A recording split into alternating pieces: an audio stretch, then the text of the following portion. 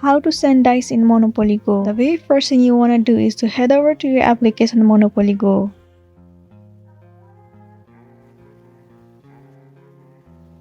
Well, it will land you on the homepage of Monopoly Go. So the first thing you should know that there is no any direct option or the feature where you can send dice to someone on Monopoly Go. But there is still one indirect way to do it. What you want to do is right here tap on Community Chest. And then you will be landing on the page something like this. And then you can tap on Invite.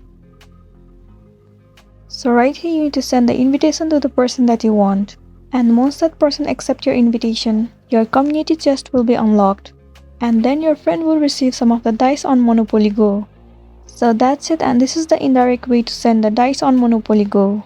In order to send it directly, all you have to do is wait for the feature to be updated. So that's it, and this was a tutorial video on how to send dice on Monopoly Go. I really hope this video is going to be helpful for you.